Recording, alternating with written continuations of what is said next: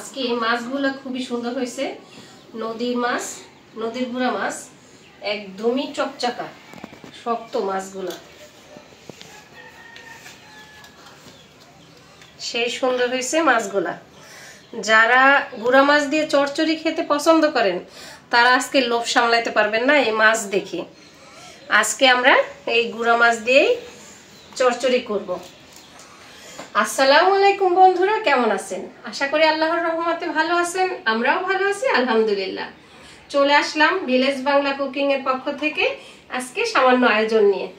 তো আজকে ফারহানের বাবা বাজার থেকে কি সুন্দর যে গুড়া মাছ নিয়ে আসছে। গুড়া মাছগুলো দেখাই তো মনে হইতেছে যে এখনই রান্না বান্না শুরু করে দেই, খাওয়া দাওয়া শুরু করে দিই। একদমই ঝকঝকা চকচকা মাছগুলা। গুড়া মাছ তো সাধারণত একটু নরম নরম হয়, কিন্তু এগুলো এত টাটকা, সহসা তো টাটকা মাছ পাওয়া যায় না, কিন্তু আজকের মাছগুলা হেব্বি সুন্দরী। আর এর সাথে এই যে বেগুন নিয়ে নিছি, বেগুন দিয়ে আলু দিয়ে আজকে এই গুড়া মাছ দিয়ে চচ্চড়ি করব। এমন কোনো লোক নাই বাংলায় যারা গুড়া মাছ চচ্চড়ি পছন্দ করে না। তো আজকে তাদের জন্য এই আয়োজন।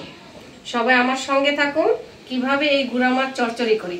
তার সাথে এই যে লাউ নিয়ে আসছে, লাউ দিয়ে কি রেসিপি করি সেটা আমার সঙ্গে থেকেই দেখতে হবে। তো বন্ধুরা আমার সঙ্গে থাকুন। আর সাথে আছে এই যে লাল শাক, এটাও আজকে ভাজি করব। তো এখন কোটা বাটা করে নেই, তারপরে রান্না করতে চলে যাব। সে পর্যন্ত সবাই আমার সঙ্গে থাকুন, দেখতে থাকুন আমি কিভাবে কি রান্না বান্না করি।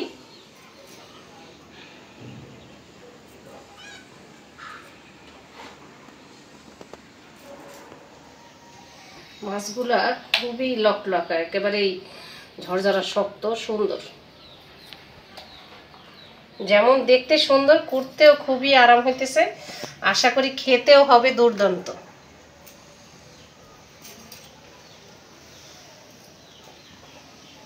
নদীর গুড়া মাছ দেখতেও যেমন শান্তি, খেতেও তেমনি টেস্টি।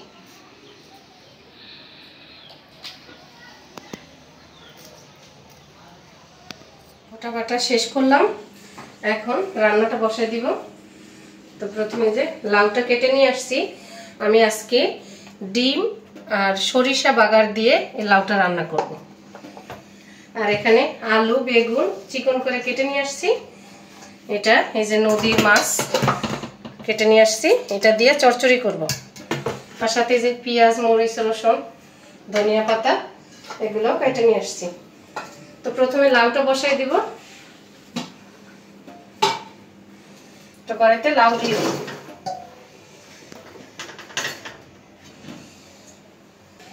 এর উপরে দিয়ে দিব পেঁয়াজ, কাঁচা পেঁয়াজ,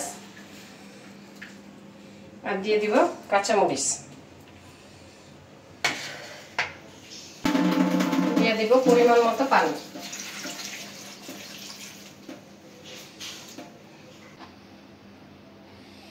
দিয়ে দিব 1 চামচ হলুদের গুঁড়া, 1 চামচ মরিচের গুঁড়া, আর দিয়ে দিব পরিমাণ মতো ধনিয়ার গুঁড়া।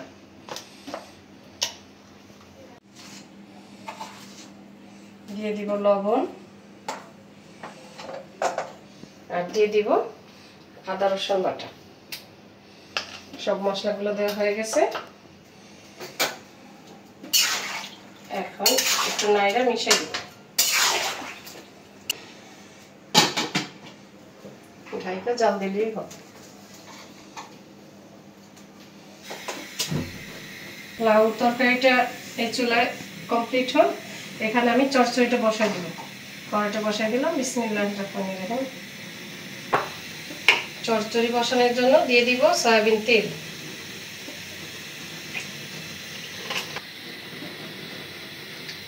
দিয়ে দিব পেঁয়াজ, আর দিয়ে দিব কাঁচামরিচ। পেঁয়াজ কাঁচামরিচটা একটু হালকা ভাজা নেব। পেঁয়াজ মরিচটা একটু ভাজা নিলাম, এখন গুঁড়া মশলা দিয়ে দিব। তো মশলাটা যাতে পুড়ে না যায় তাই একটু পানি দিয়ে নিলাম আগে। এখন দিয়ে দিব হলুদের গুঁড়া, দিয়ে দিব মরিচের গুঁড়া, ধনিয়ার গুঁড়া, দিয়ে দিব লবণ, এখন দিয়ে দিব আদা রসুন বাটা।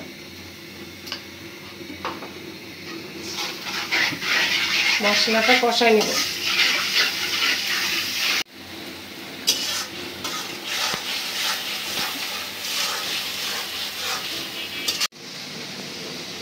মশলাটা কষানো হয়ে গেছে, এখন আমি আলু বেগুনটা কেটে ধুয়ে নিয়েছি, এটা দিয়ে দিব।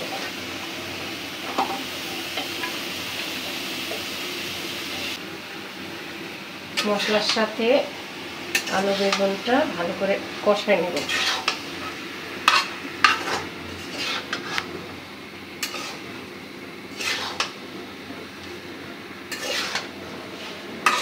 চচ্চড়িটা কষানো হয়ে গেল, এখন পানি দিয়ে দেব।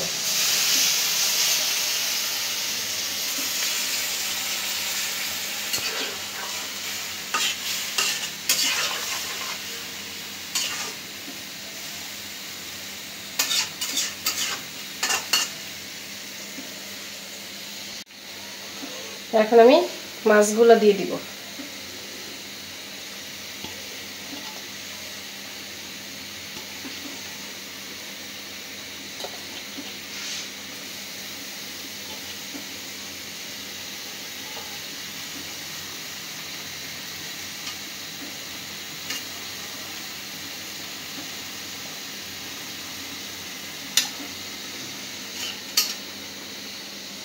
এখন ঢাইকা দিই।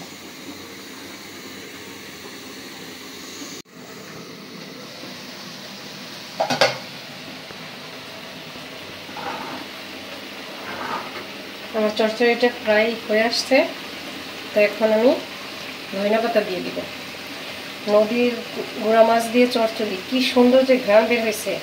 আবার এখন শীতের শুরু, প্রায় হালকা হালকা তো শীত পড়তেছে। এই শীতের সময় তো চচ্চড়ি খুবই সুস্বাদু হয়, এই জন্যই মনে হয় ঘ্রাণটা বেশিই পাইতেছি।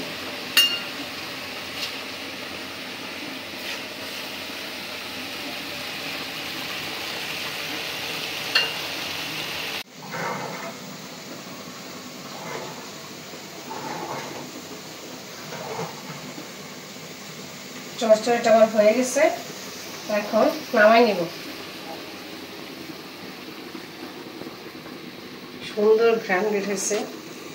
টাটকা নদীর মাছ এবং টাটকা বেগুন আলু দিয়ে চচ্চড়ি। চচ্চড়ি তো হয়ে গেল, এখন দেখি আমার লাউ তরকারিটার কি অবস্থা,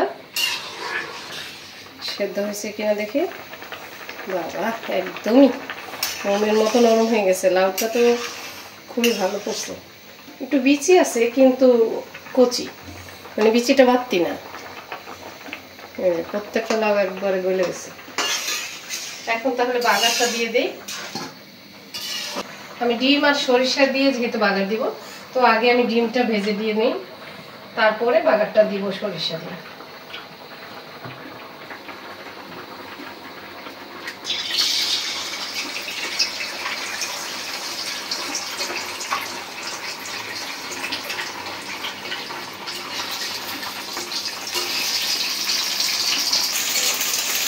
ডিমটা আমি জোড়া জোড়া করে ভেজে লাউয়ের উপরে দিয়ে দেব। ডিমটা আমার ভাজা হয়ে গেছে, এখন লাউয়ের উপরে ডিম ভাজাটা আগে দিয়ে দিব।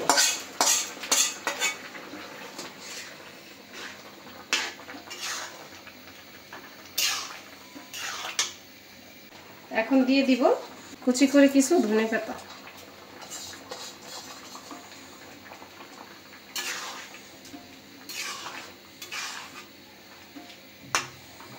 এখন আমি মূল বাগারটা দিয়ে দিব সরিষা দিয়ে। তো প্রথমে দিয়ে দিব শুকনা মরিচ। শুকনা মরিচটা যেহেতু একটু ভাজা নিতে হবে, এই জন্য আগে দিয়ে দিলাম।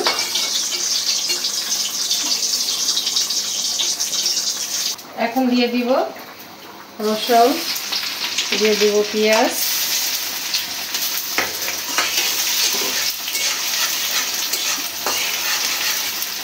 আর এটার মূল আকর্ষণ, এখন দিয়ে দিব সরিষা। প্রথমে তেলের উপরে সরিষা দিলে কিন্তু তিতা হয়ে যাবে, তাই সব মশলা দেওয়ার পরে শুকনো মরিচ, পেঁয়াজ, রসুন দেওয়ার পরে শেষে দিতে হবে এই সরিষাটা। তাহলে সরিষাটার থেকে ভালো ঘ্রাণ আসবে, কিন্তু তিতা লাগবে না।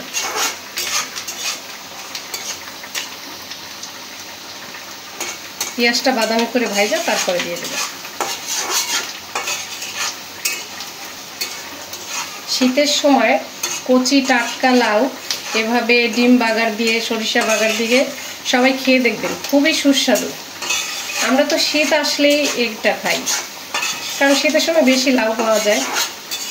আর লাউ তরকারিটা তো খুবই ভালো খাবার, ঠান্ডা। হয়ে গেছে আমার এই বাগারটা তৈরি হয়ে গেছে। এখন লাউয়ের উপরে দিয়ে দিব।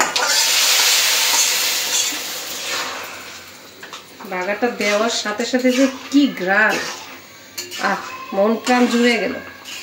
এভাবে লাউ রান্নাটা আমি আমার শাশুড়ির কাছ থেকে শিখছি। আমার শাশুড়ির খুব পছন্দের খাবার এটা, তো তার কাছ থেকে আমি এই যে সরিষা দিয়ে বাগার দেওয়াটা শিখছি।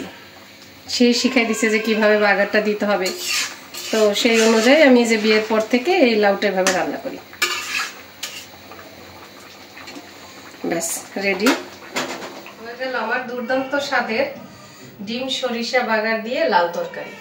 এটা খুবই সুস্বাদু, সবাই এভাবে ট্রাই করে দেখবেন, খুবই মজার হয়। আমরা তো মাঝে মাঝেই খাই। আর এখানে কমপ্লিট হয়ে গেছে আগেই আমার রান্না করা এই যে নদীর গুড়া মাছ দিয়ে আলু বেগুন দিয়ে চচ্চড়ি, সাথে একটু ধনেপাতাও দিয়ে দিছি। খুবই সুন্দর ঘ্রাণ হয়েছে। তো আজ এ পর্যন্তই। সবাই আমার ভিডিওটি দেখবেন, আশা করি লাইক কমেন্ট শেয়ার করে আমাদের পাশে থাকবেন। আর যারা নতুন বন্ধু তারা অবশ্যই সাবস্ক্রাইব করে দিয়ে আমাদের পাশে থাকবেন। আল্লাহ হাফেজ।